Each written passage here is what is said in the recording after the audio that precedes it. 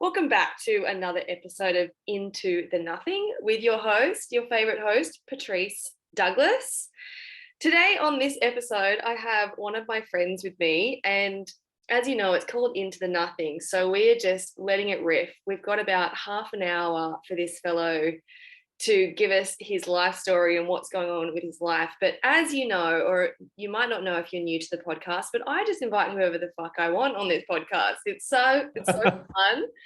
And I just constantly get from the platform that I posted on Buzzsprout every single week. I haven't done a podcast in months, and people are listening to it constantly, and I'm like, this is hilarious. People reach out to me all the time saying, oh my god, I was really feeling this, and I just thought of your podcast and I listened to it. So thank you so much for listening. Thanks so much for coming on this journey with me. It is just one of my favorite projects, and I have a lot of projects going on right now, but I just love it. So my guest today is my friend Dugald, and welcome.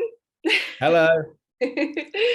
And Dugald is currently in Florida, and the reason that I've got Dugald on is because I just fucking love you, and I love the way that you do life. I love your enthusiasm for life. You're so colorful. You're also so real, and you just live a life like I don't know anyone that does. I'm sure you have friends that do, but I'm like, I don't know anyone that lives like you. Like your career, your like how fun and playful you are, how expressive you are, how like you just annoying I am. No. Maybe I'm not close enough to say you're annoying. No, I just love you, and you and I've gone to Burning Man together, and we've done some fun things around the world together. But I want to start off this podcast firstly by saying thanks for coming on and saying yes. Oh, and we did it. I know we did it. You're actually here. And my second question is, I want you to talk to me about your career and your job, because like Ted, my partner, and I always talk about you, and like we have this friend called Dugald, and he has this crazy job, and I don't think we fully get it, but it's just cool. Can you tell us what you do for a living? Google it. Joking. So I, for 10 years, was working at a company called Quintessentially, and I was the head of partnerships there. So Quintessentially is a concierge service. I was with them in London, New York, and LA. And my job was literally to experience hotels and restaurants and any sort of experience that was appeasing to the high net worth individual. So it was the best job in the world.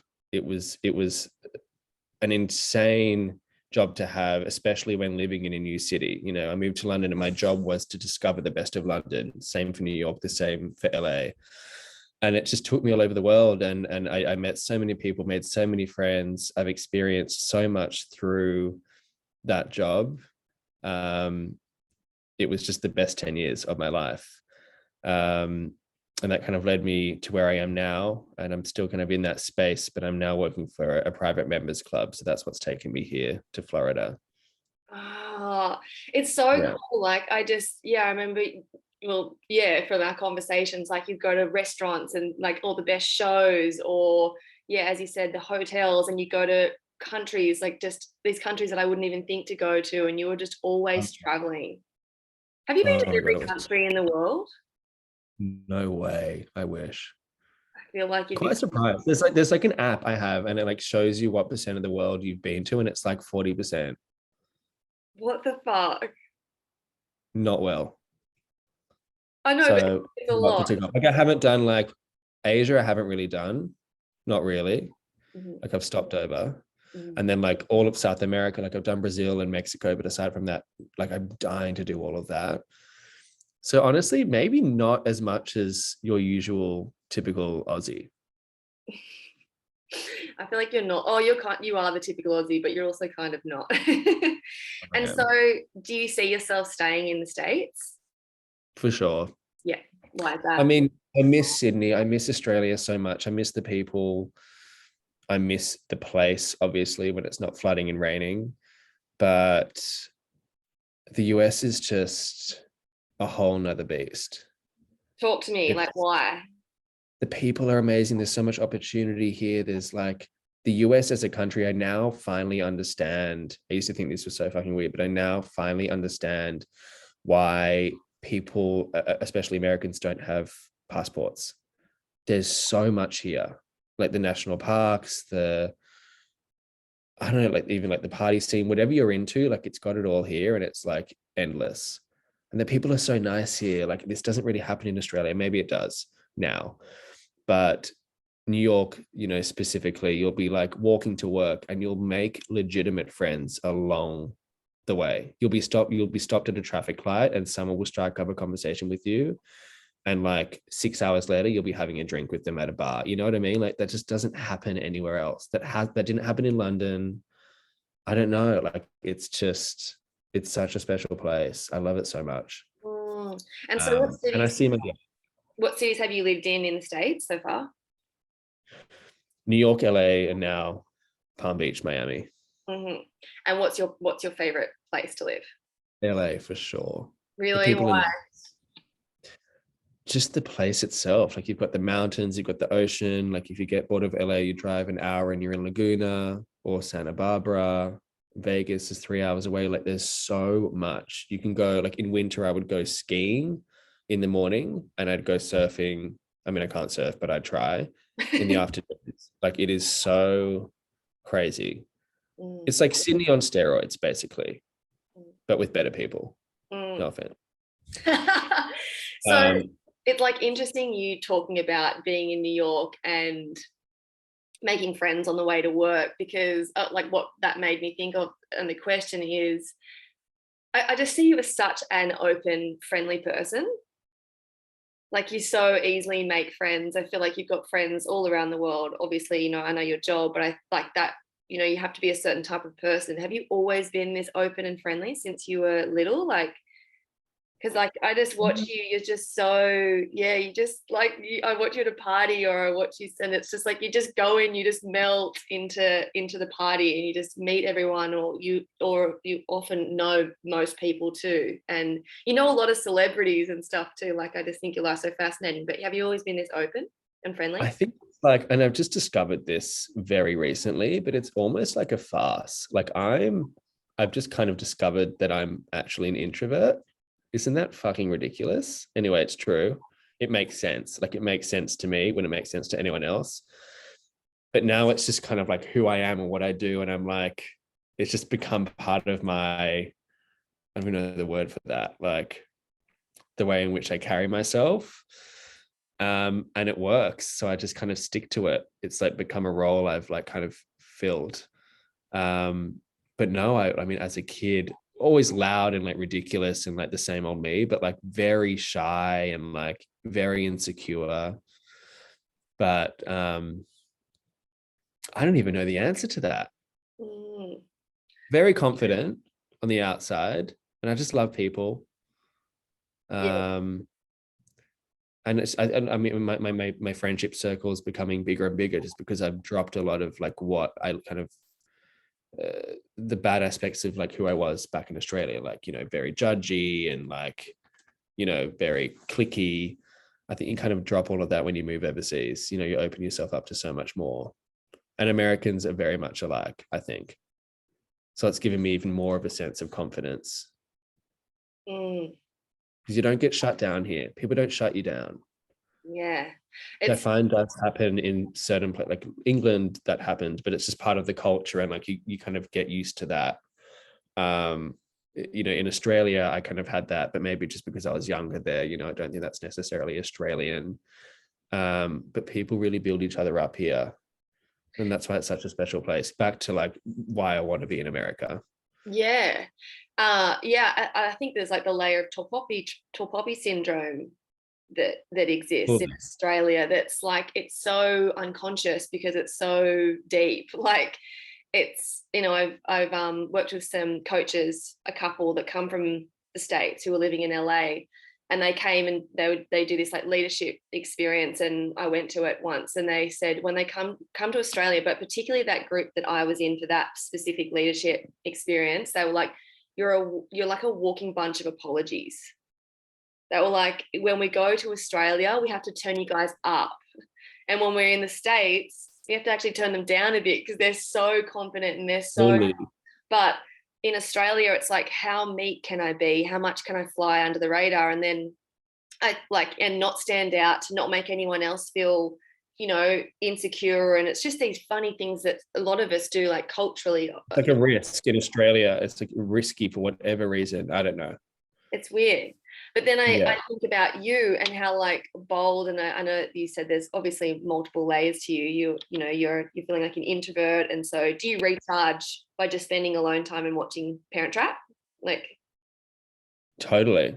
yeah. No, I mean, I recharge by, I don't know. I actually don't know the answer to that either.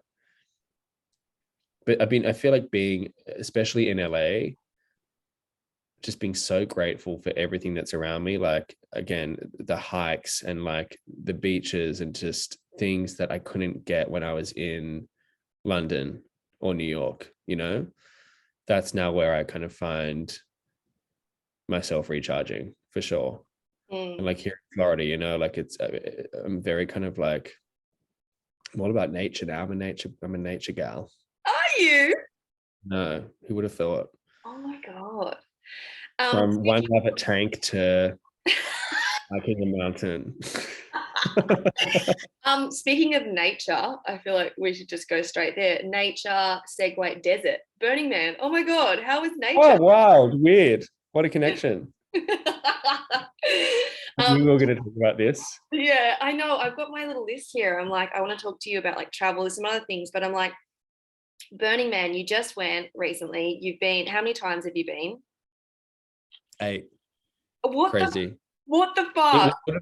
would have been 10 if the pandemic didn't happen, but obviously it wasn't on. So 8 years consecutively. Isn't that crazy? I did And not know that. I'm never ever gonna miss one ever. Talk to me. Why?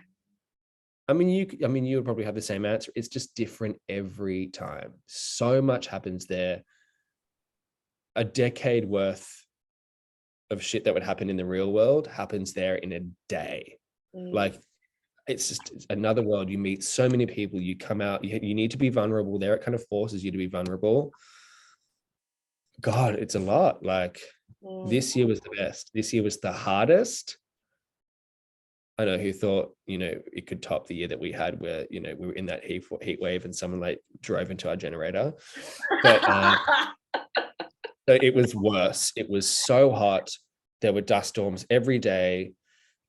There was no power. It was just so disorganized. Like, it was a mess, but it was the best year. Everyone was in it together. I stupidly got a normal bike, not an electric one.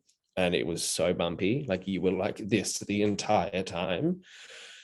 But God, everyone was just so happy to be there after the 2 years that we've all had. There was just something about it this year. It was, yeah. The music was amazing. The people were great. There was no negativity whatsoever. Like, it was kind of like almost back to its roots. God, it was a special year.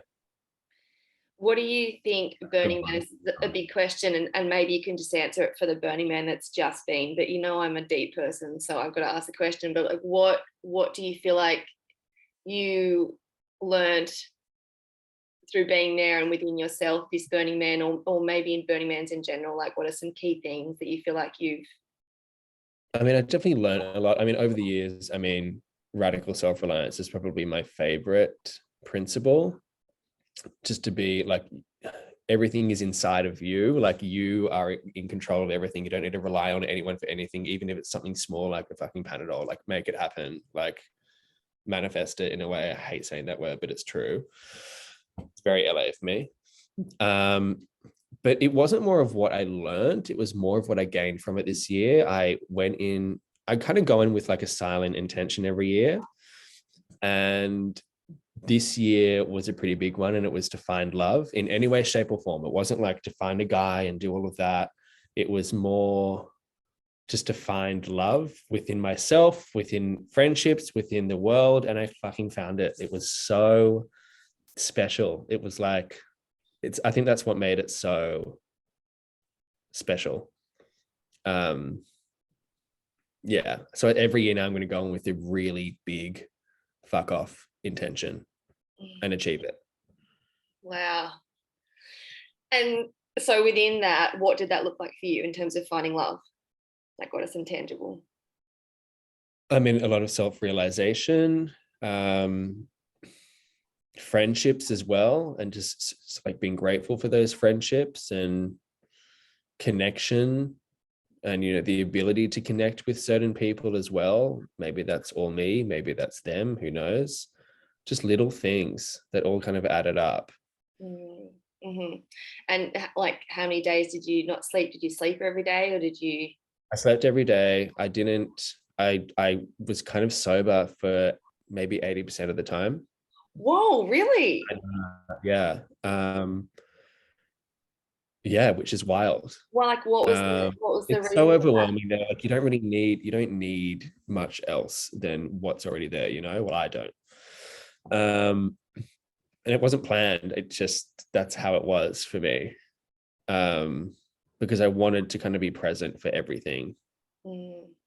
And by doing that, I had so much fun. The other 20% of the time, I was most certainly not sober. And that was amazing as well. But like, I don't know. I think it's nice to do it sober. It's Mm. a different experience.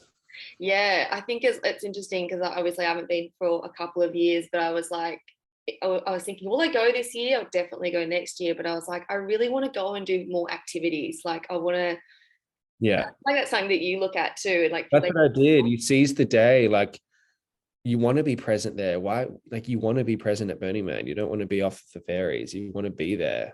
So yeah. why distract yourself and why take yourself away from that? Obviously, the parties, it's a different story, but like there's so much more to it than that. Yeah.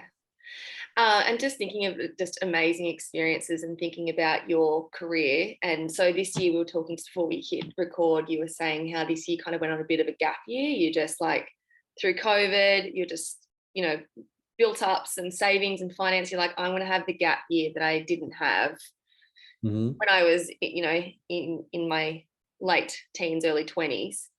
And Mm-hmm. so you just, as I said, you've traveled so much. And for anyone listening, yeah, Dugald, go and check out his Instagram. He's always somewhere amazing. Um, and so in terms of your travels this year, like where are some special places that you went to? Where are some places that surprised you, or some experiences like that come to mind where it's just like, wow, now God, that I the kind of world, now that the world's opened up, where should people go to? I did like the party trail because I was just aching for it. But there were some like Sifnos in Greece was by far my favorite. The food there is the best I've ever had. And I'm a foodie. That was my job for 10 years. Um, Poland was amazing. Mm. Poland was really interesting, but all of the others were just kind of like Mykonos, Ibiza, all of that. Of course, very different experiences to ones that I've had before in those places, but I didn't really venture far. I don't regret that. Like I saw everyone from Sydney. It was so much fun. Like caught up with so many friends, really unleashed. It was the trip I wanted. So next year will be a little bit different. I kind of want to explore other parts of the world. Particularly in like South America, Central America. How long have you been planning that trip? Like, when did you decide to go on that big trip this year? Like 6 months of planning. And Wow. it all just kind of came together. Like a lot of it was sporadic too. Like Poland was like spur of the moment because I went to Garbage Festival, which was amazing.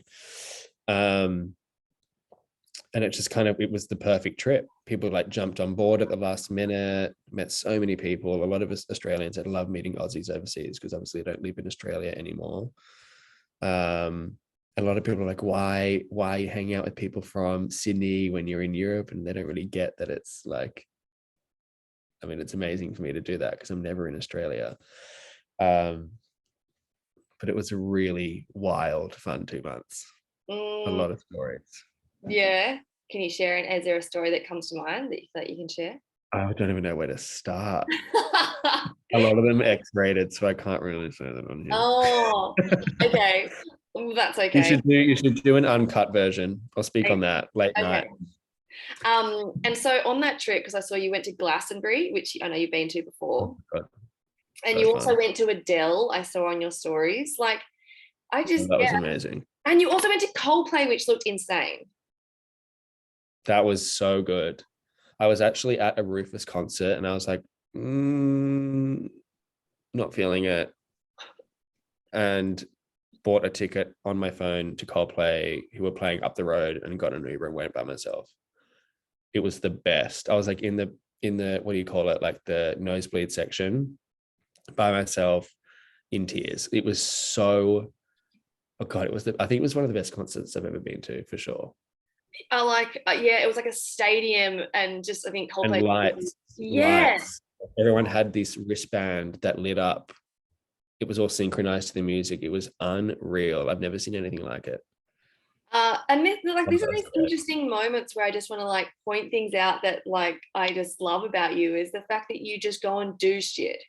Do you know what I mean? Like you just go. Like not everyone would just go to a Coldplay concert, or there's something about Why? you have like a, I know, but this is the thing that I love about you, and I wanted to point out, and I think it's going to be like the key like theme and flavor of this conversation is like you're bold and you trust yourself, and you like live life to the fullest. Like you travel all around the world. I know it was for your job, but honestly, like these are these little moments where you're at a Rufus concert, which like for most people that'd be pretty cool, but for you, you're like, It was amazing. Just, love Coldplay. Why not?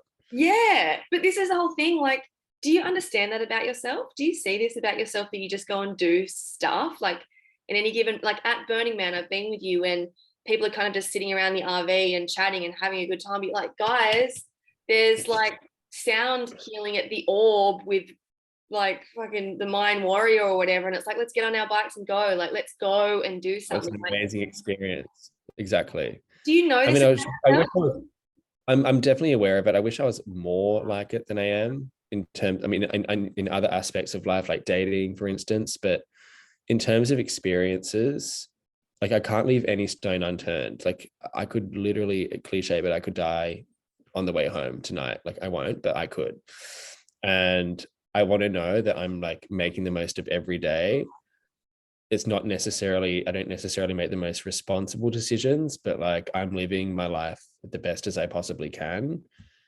Sometimes it can be exhausting, but God, what I've like gained from it, what I've seen, what I've done, the friends I've made, it's just so worth it to me. Where did you Like get I this almost from? I get like FOMO for like life.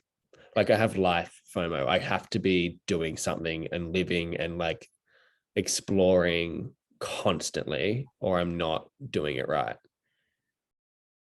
You know? Yeah, not like I know this is why I invited you on the podcast, because I'm like, the way that you see life and the way that you go after it is inspiring. It's epic. It's so fun. Like it's so, to be with you is contagious. It's like, oh You can't rely on anyone else to give you the life that you want, or a good life. Like it's all in you. It's all you. Like there's no one else that can do it but yourself. So it's just kind of like, all right, get out of bed, get in the car, let's drive to this swamp to see the alligators today. That's very Florida. That's what I'm going to do tomorrow. But